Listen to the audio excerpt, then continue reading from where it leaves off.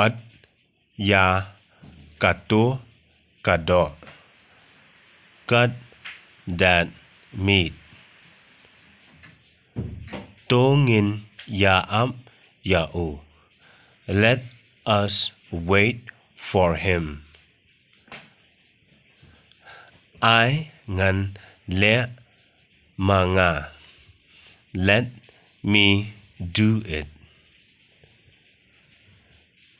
Em am ngan call ya u. No, wait, I'll call him. Kine pan kin nim than ban am. They won't feel tired to wait. Un one minta.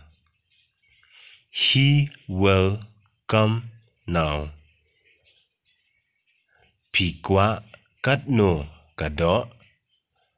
How much meat do you want? Tang siteng kilo.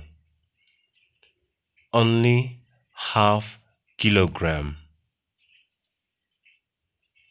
Kadai katno. How much is it?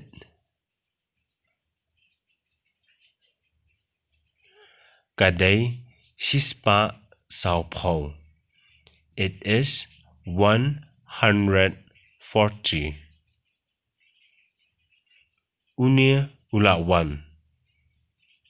Here he comes. Katno ngan ai yapi. How much should I give you?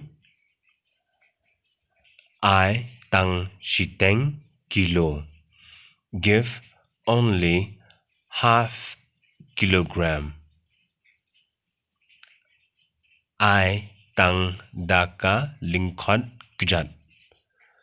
Give only leg piece. Sha'ai kashatri jongpi. Where is your umbrella?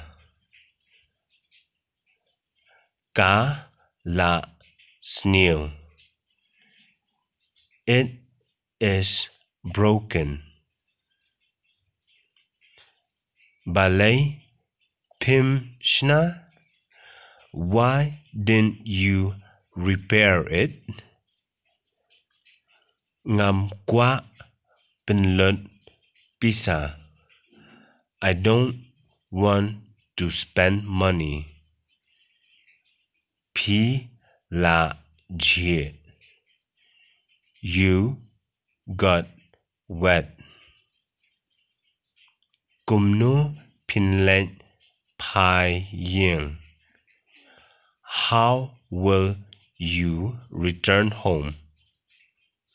Nga la jie lupa. I am wet already.